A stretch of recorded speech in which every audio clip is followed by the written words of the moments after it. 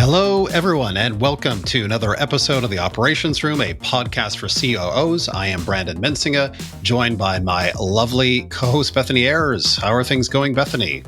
Yeah, they're okay. I'm feeling slightly worse for wear on 2 half measures of whiskey from last night.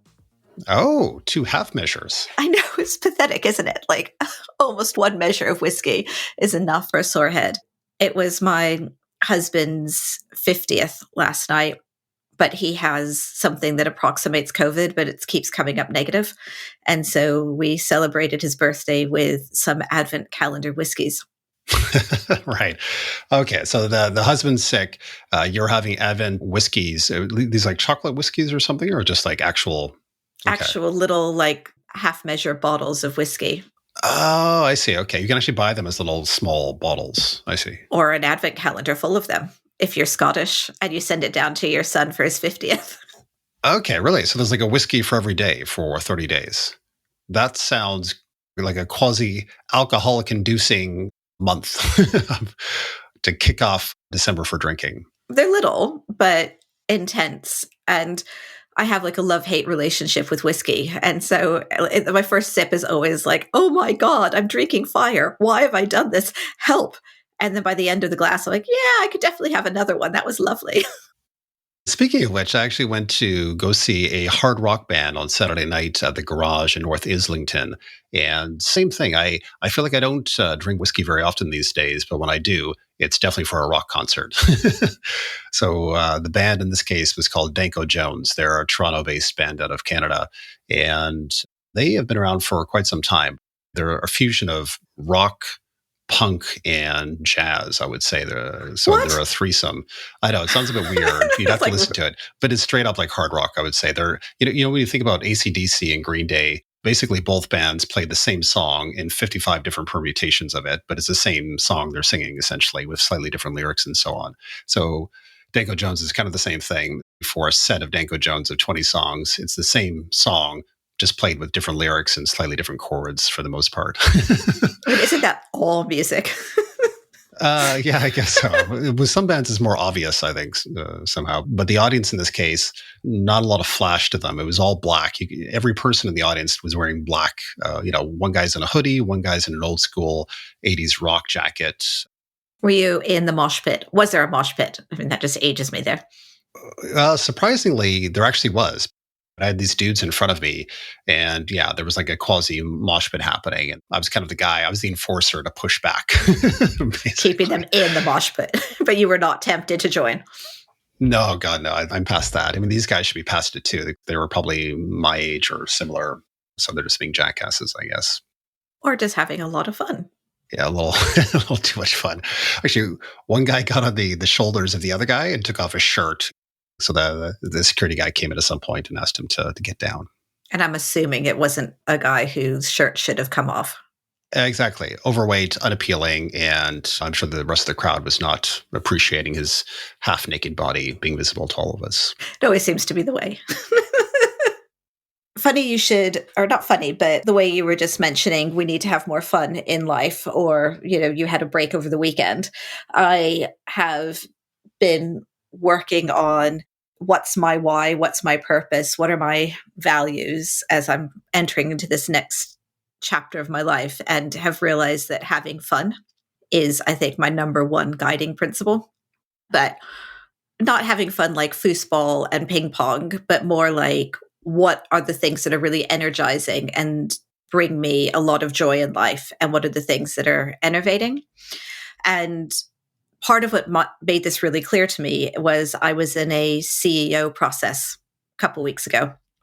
And I've been approached by a lot of jobs, mostly COO roles, not interested in doing that again. I'm interested in being a CEO. This was the first company where it wasn't like just a total shit show. That it looked like, oh yeah, this is a company that's going somewhere or could go somewhere, rather than like it's hemorrhaging customers, everybody hates each other, you'll have no funding.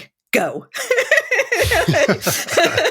Right. The optimal conditions for a senior executive to join. But that's pretty much, as a first-time CEO, what you're approached with. And the headhunters are in this unenviable position of trying to sell an absolute dog as something that would be interesting and great to join. So this company wasn't those things, has enough money, has a strong product. And so I was like, yeah, okay, let me give it a go. In the course of the process, I really didn't want it. I kept nearly pulling out. I offered it to other people to see if they wanted to join the process instead of me. But then there was always something that was like, no, who am I to turn down this opportunity?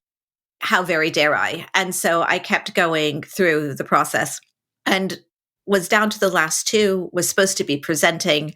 And I was just so sad. I was grieving my life that I love today. I was in my head already negotiating which of the things that I love would I be able to keep.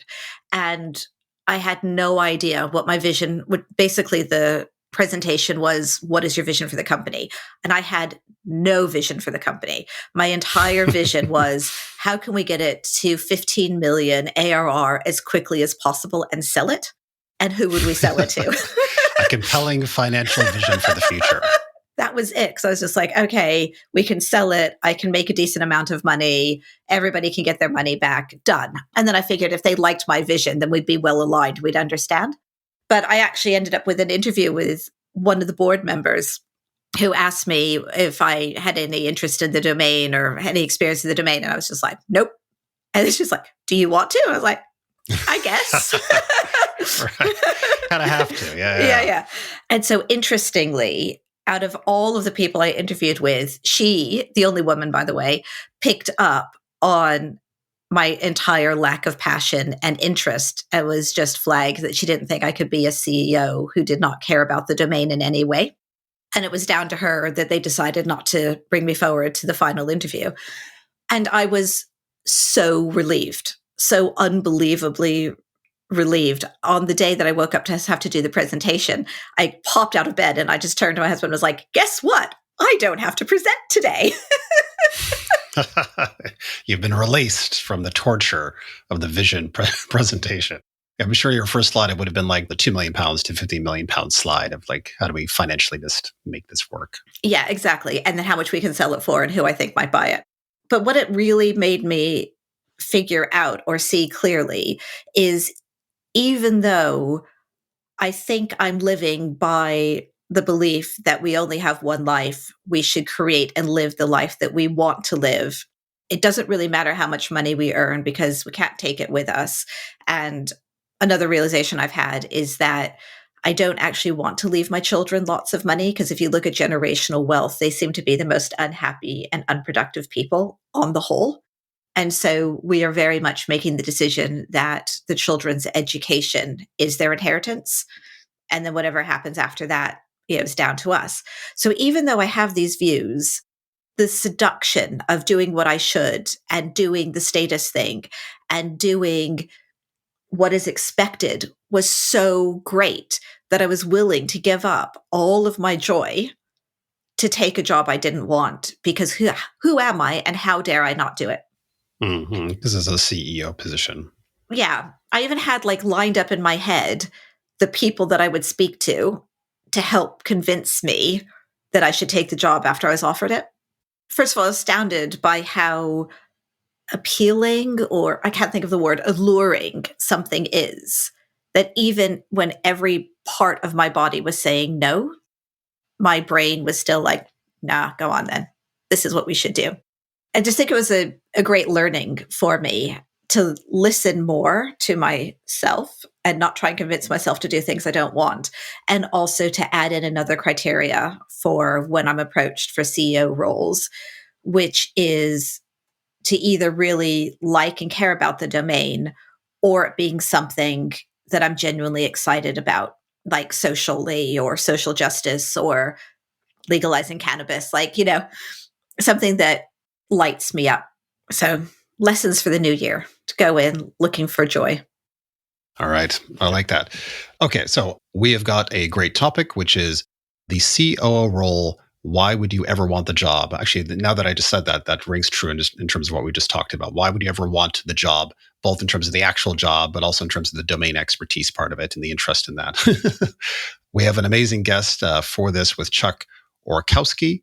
He is the CEO of the COO Forum, and the COO Forum is the largest community of COOs on the planet. So he has a big job to run that organization. And just before we get to Chuck, there are two things that I wanted to talk about, Bethany. The first one was this question we'll be talking about with Chuck, which is how do you avoid the crap that nobody wants to do as the operations professional? Because I think you and I both know that oftentimes in organizations, there's certain types of work that functional leaders simply don't want to do and they want to push it to the side. But there's a recognition on the part of the operations person that if this company is going to work, somebody has to do it or somebody has to look at it. And they end up picking up these types of activities. So my question to you is how do you avoid being that person that picks up the garbage? Yeah, I was described by one of our chairs as Miss Shitlist once. I really feel that. That was at New Voice Media, so I was a bit younger, a bit less experienced, and still looking to prove myself and my value. And so I quite happily took on everything that was shit.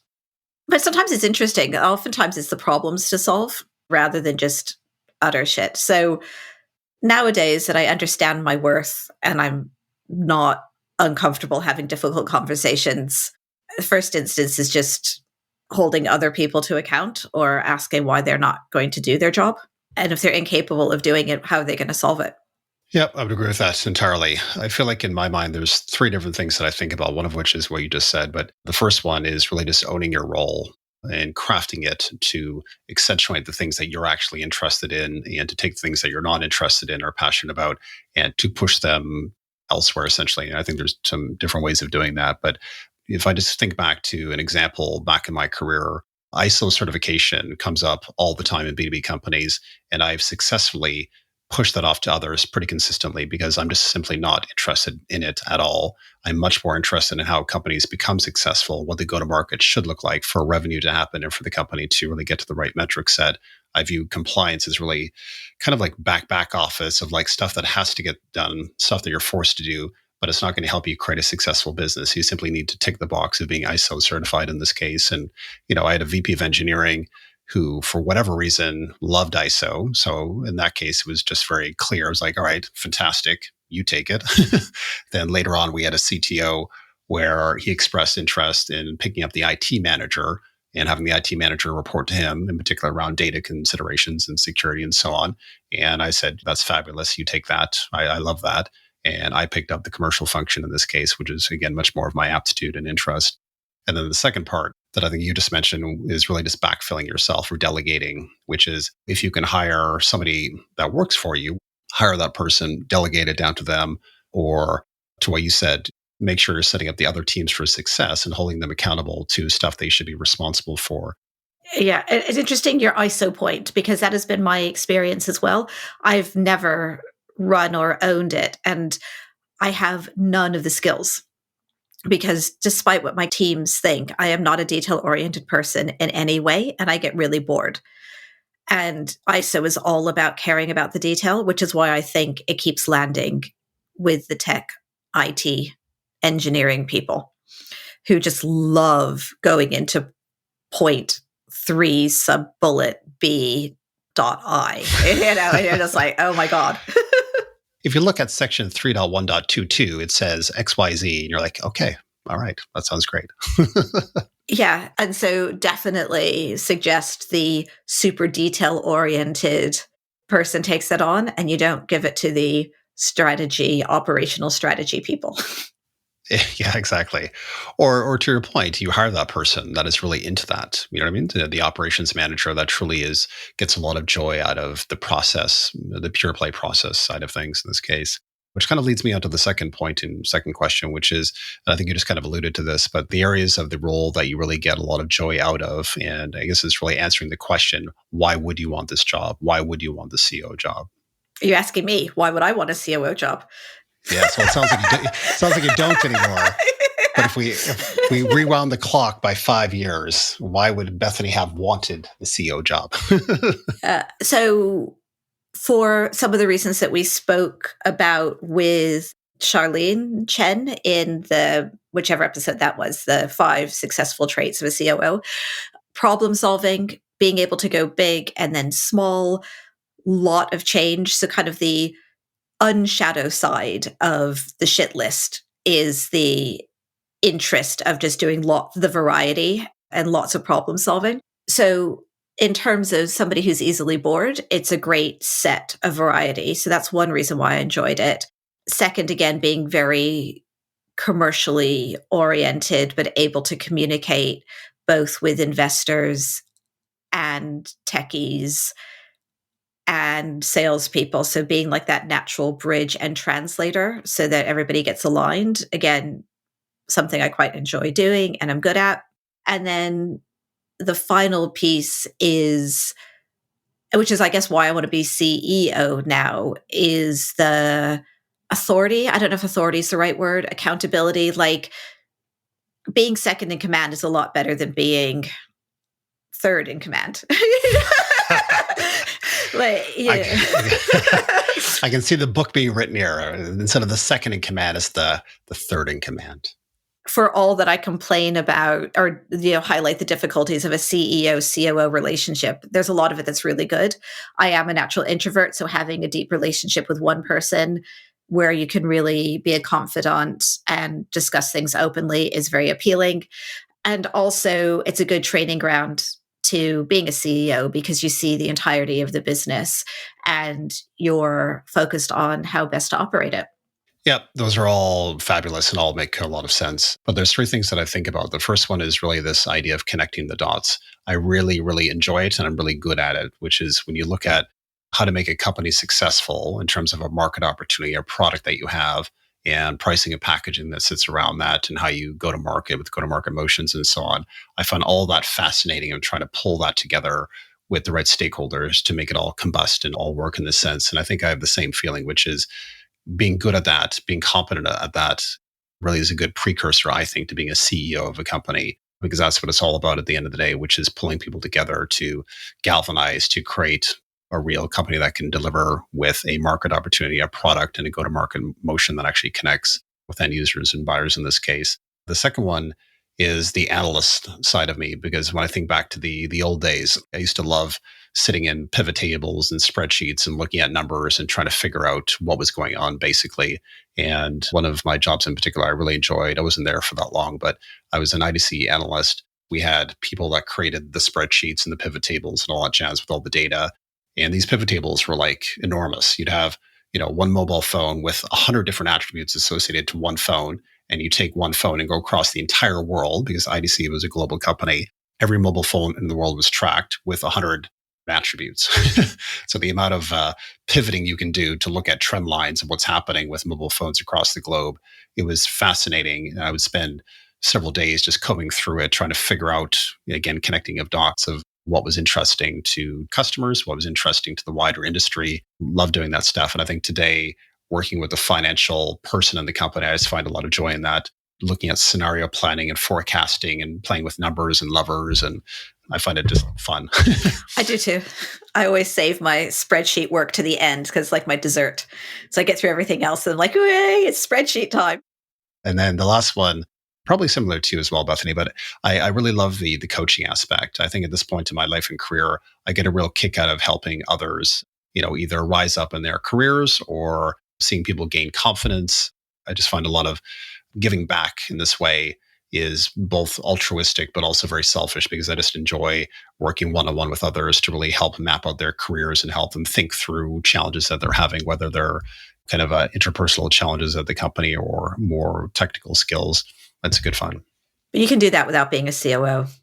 True. But being in the seat of the CEO, somehow, I don't know what it is. Like, again, that holistic viewpoint of the company, you can really help people think more broadly about their role within the company and outside of the company at that point. So with that, why don't we move over to our conversation with Chuck, and let's ask him the question, why would you ever want this job?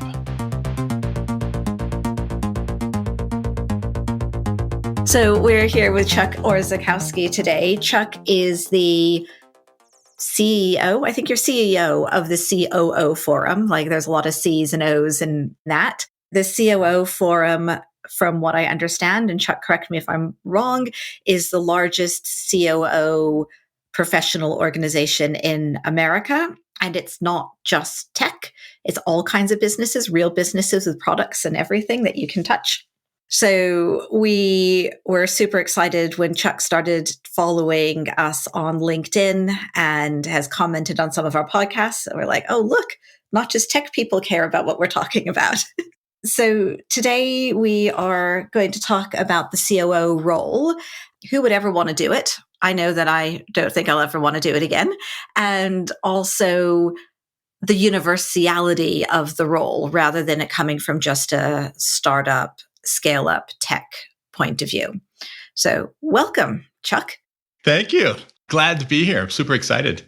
So I guess for me, like the first question really is, was I right? Is the COO Forum the largest organization for COOs in America? And tell us a bit more about how it's structured. Sure, you bet. We were born expressly for the purposes of giving operations executives a home, a community where they can work on themselves and work on their challenges. We meet monthly through a variety of formats, whether it be small group forums or peer groups that are traditionally known. We have an amazing lineup of thought leaders and presenters that come in and workshops. And I like to say we probably have more time available for learning and growth than what most operations executives have each month. But yeah, that's us. Chuck, I think the part that is most interesting for me is the small groups, so that you have really spoken to hundreds, if not thousands, of COOs over the years. And when we had our chat beforehand, I was mentioning some of the things I find difficult about the role. And you were saying basically everybody has the same challenges. What would you say the 5 most common complaints, issues, challenges, however we want to spin it, you hear are from new members? Yeah, you bet. So literally, it's been thousands of operations executives over the years, not only my own experience, but the conversations that we have across the CO Forum. And I would say the number one challenge that we have is the misalignment between the COO and the CEO. And there's a lot that goes into that misalignment. And I've got some of my own war stories. If we have some time, I'll share. But I would say misalignment is number one. Number two is the speed of change at which the COO, I guess, signed up for. When they joined the organization, they anticipated a certain level of change needed. And that might not be what the organization is ready for. So that is definitely probably number two. Also, scaling the business comes up quite a bit. Although oftentimes we think of the CEO being charged with scaling the business, oftentimes it's the operation executive, the COO, that's tasked with actually executing the scale portion or the scale side of the business. So that is a prevalent topic. I think also just because you're dealing with people so often in the role of a COO, that the people challenges come up quite a bit in our discussions. Decision making. It would be interesting to understand now from your new view as a CEO, how do you have that discussion and how does it actually work? Because I feel as though we've had discussions, there's best practice, but you can't go through an infinite number of decisions and say, do I have this one, don't I? You kind of try to go through principles, but there's always like a gray area. Do you have any experience or have you seen it really work to figure out decision-making authority? So ironically, I find myself being the person that I would oftentimes have a challenge with in the COO role as CEO, right? So now I get to see from the other perspective. One of our thought leaders made a very good point. I think it might have been in June of this year when he presented on the CEO-COO relationship. And that is, no one in the organization entirely understands the viewpoint of the CEO from their vantage point, especially if they're the founder and or owner of the business. That's a perspective that it's very, very difficult to understand. As much as we try as operations executives to understand that perspective, you just can't. There's a different degree of worry and focus that it's tough to understand, whether it be cash flow and funding and can we keep the lights on? There's a lot that's going on that the CEO even shields from the rest of the executive team. So when we talk about it's lonely at the top, and it is lonely at times for COOs in terms of who they can turn to. It's extremely true for the CEO. So first off, in deciding how to make decisions, it's understanding that the CEO is coming from an entirely different perspective. And so with that context, as a COO, we have to ask the CEO, help me understand how you make decisions. So kind of pulling back the curtain a little bit. The more that the operations executive can understand what's going on in the CEO's mind and those challenges in that context and that viewpoint, the more likely the COO can partner with the CEO to help offload some of those types of decisions. What happens is there's a lot of assumption that goes around. Well, you hired me to execute. You want me to make the decisions, but you didn't really take the time to sit down and have a real clear conversation. And so I think when it comes to decision making, is communicate. Yeah, you got to understand what those expectations are.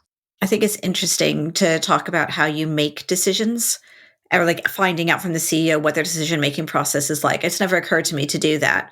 I spent a lot of time trying to pretend to make the decision the CEO would make, which I found I got myself like really wrapped up in my head and then made very bad decisions because it wasn't my decision or anyone else's. So I wonder if it's understanding how they make decisions, but then still making what you think is the best decision rather than what you think their decision would be. That sounds very complicated. I guess my perspective has always been that the CEO has their mandate. And as the CEO, I'm not there to make decisions for the company. What I'm there to do is to really facilitate the leadership team, in my view, to really come to collective decisions that we're making, across cross-functional issues for the company. And if we're not in a position to make those decisions as a group, then it needs to be escalated, whatever that escalation path is. And ultimately, the escalation path ends at some point with the CEO, where they have to make a call because the group can't make a decision or a subgroup can't make a decision, whatever the case might be. That's the way that I've kind of operated previously. And in doing so, my mindset has always been, I'm not there to be the decider in that sense, because we have functional leaders making decisions. We have a leadership group dealing with cross-functional issues, but that's really that format that I just spoke about, I suppose.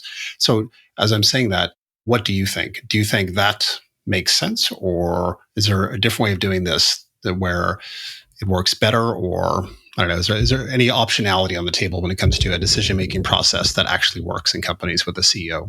When I joined the COO Forum as CEO, I sat down with our executive vice president of operations. I said, okay, let's figure out how we're going to communicate, how we're going to make decisions, and how we're going to deal with conflict. Let's spell that out. And if we can do that, then we're more likely to have a relationship that's going to work. So I wish there was a single solution, but there isn't. It's more of a process. But getting it documented is key. You talked about the pace of change as being an element of frustration for the CEO. I'm wondering if you can tell me more about that, because what I do know for myself is that every company I've ever entered, the pace of change requirement is to move as fast as you possibly can. What are you actually talking about? Is this you join an organization whereby they're moving deadly slow and you're trying to move fast? Yes. The assumption would be that as you climb the ladder in the organization, you get to the pinnacle in operations. You're the COO, that you're expected to have the answers, run fast, make tremendous change and growth. And we have members certainly in that position where they're scaling the business 2, 3, 4, 5 times. And then we also have turnarounds where maybe things weren't going so well, but the pace of change needs to be very, very quick. Here's my personal story, why that's not always true. So I was in Scotland working for a late stage startup, and moving back to the US, the entire leadership team was fired. So I got fired in Scotland, which I've never been fired on a foreign soil before. So that was a first for me, but moved back to the US and took all of my body of knowledge and all my newfound energy for this company. And I figured I'm going to come in and I'm really, really going to help this owner, first time COO hire, instill new processes and systems and really help this business grow. And they were about a $15 million business at the time. Founder led, had been around for, I think, almost about 15 years as well.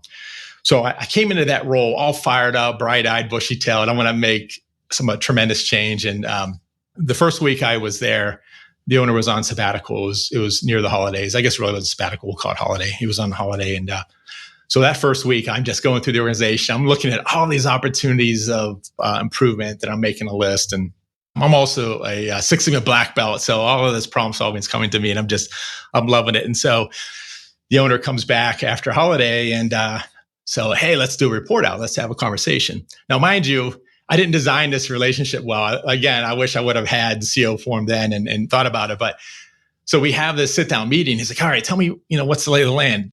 What are you excited about? And so I told him, I gave him a bunch of ideas. I said, hey, I'd love to grab a hold of the P&L and cash flow and the balance sheet and everything else like that. Because, I really want to dig into the numbers. And he said, huh?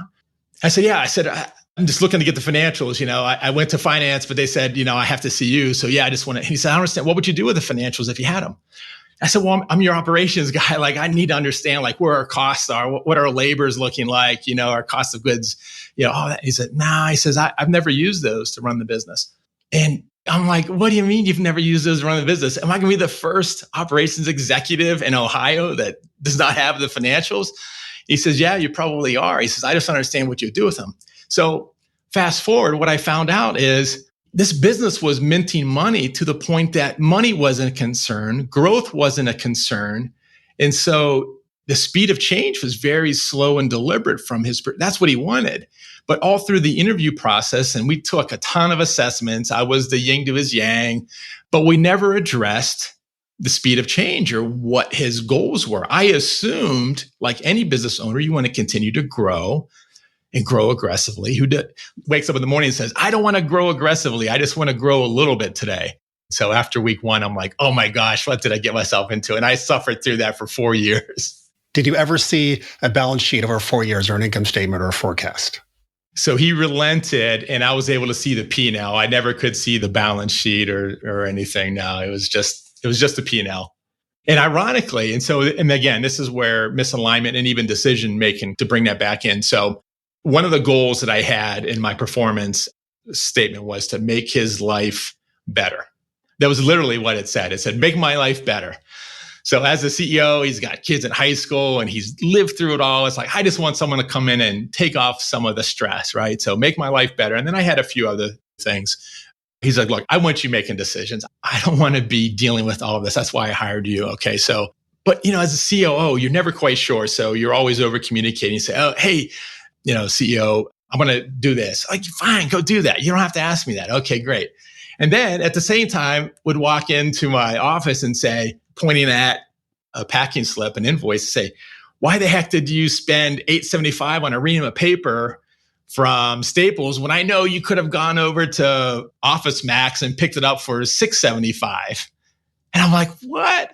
So again, that's an example of that misalignment. And he very much still felt like this was the living room that he arranged all the furniture he wanted you to play in. So, do you have any kind of words of wisdom around that slippery slope where you're entering this company, you don't quite know what you have until you get there. And when you do get there, it's not exactly what you're expecting, and avoiding being pushed around?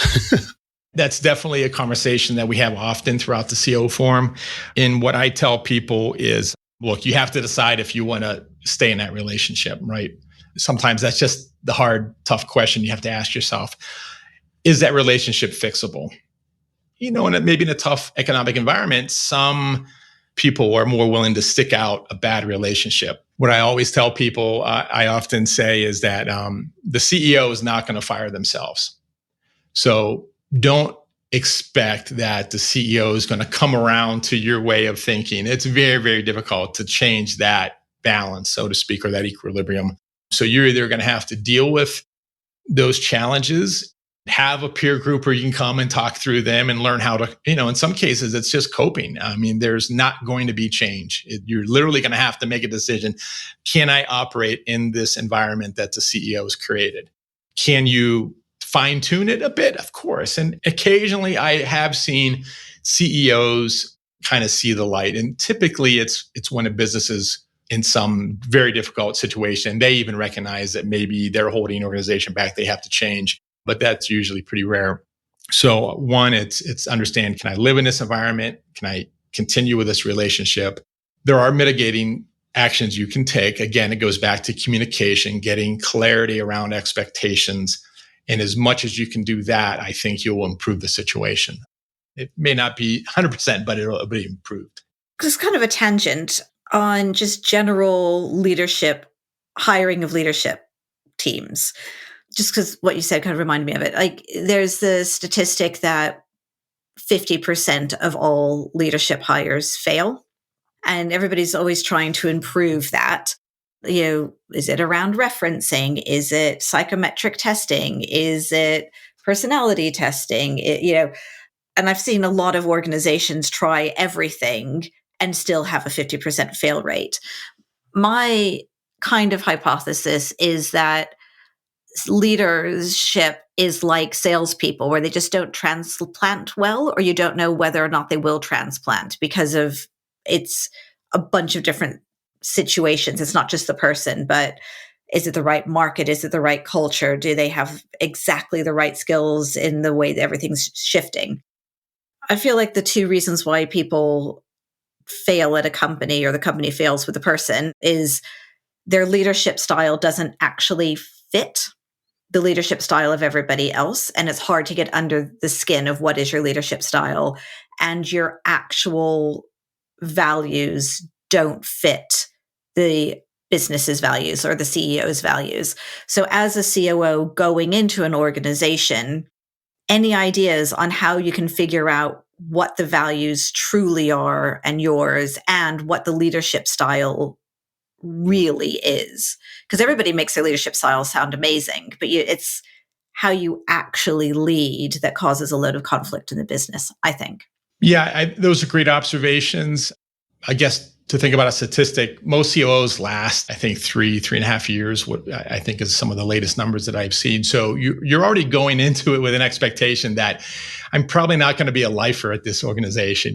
Maybe I might help exit the company and whatnot, but I'm certainly not going to be around as long as that CEO, most likely. So knowing that, in a lot of cases, we're kind of almost designed in a short-term role to come in a certain, you mentioned context, in a certain, maybe where the business is at, perform our duties, and then we kind of move on. I honestly think, and this might be a bit of a controversial statement, but I think leadership styles and all of the assessments don't matter as much as we want them to. And I'll put an asterisk with that and come back. But honestly, it goes back to those alignment areas in what the expectations are, because I think there's a lot of awareness to accept that you may do things differently than I do, and that's fine. And I'm trying to design this perfect leadership role where you complement my leadership strengths and all that sort of stuff. But at the end of the day, it comes down to how we're going to make decisions. How are we going to communicate? How are we going to deal with conflict? What's the speed or the work velocity? How quickly do we want to move? Are we shooting for stable growth? Are we scaling this business? Are we preparing for an exit?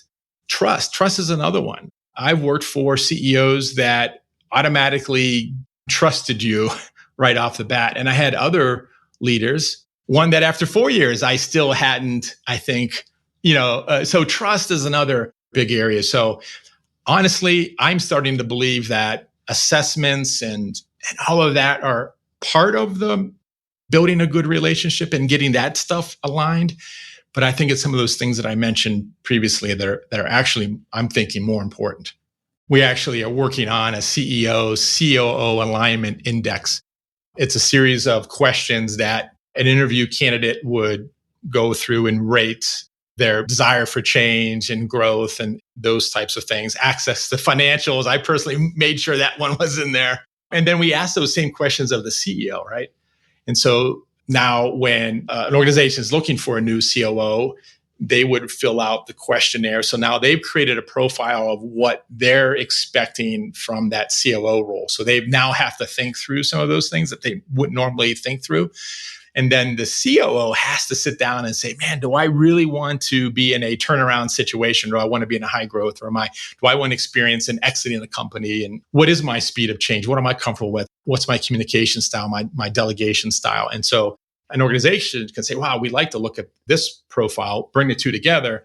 And then we kind of use a process to see where the misalignments may be, and then recommend what the organization may need to do to help compensate for that misalignment, whether it be maybe more strategic level projects, because while you may want a more tactical level COO, the COO that you're most interested in is more focused on strategic level challenges, or at least that's what they enjoy most. A lot of the questions really are, what do you enjoy most doing as a COO? Because what we also find is if you're not doing what you enjoy doing in the role, you're not going to perform at your best. Then we marry the two, and then we have this kind of a score that will help identify how aligned or misaligned. So that's coming soon, Brandon. It's like an OK Cupid for CEOs and COOs, like, matchmaking. We started this conversation on COO who'd want to do it. I think we've talked about a lot of the struggles and the challenges. Have you seen it the other side? How many times were you COO? You kept going back for more, so there must be something about the role that you liked. Yeah, I was COO twice, officially with a title. And then I was on the executive level teams 2 more times. So almost 4 times in the position. And so what's the rewarding bits?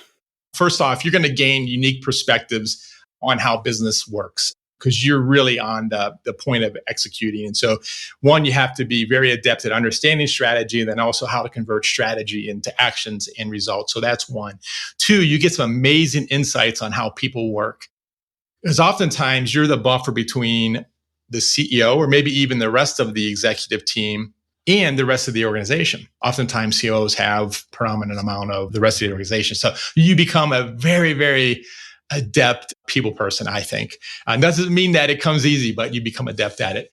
Plus you get, again, this goes back to understand how the business works. You get a diversity of functional level experiences from IT and perhaps HR and finance and legal and supply chain and software and manufacturing. I mean, the list goes on, right? I mean, so again, you have the opportunity to grow your own personal skill sets and capabilities by having the opportunity to manage and to lead those.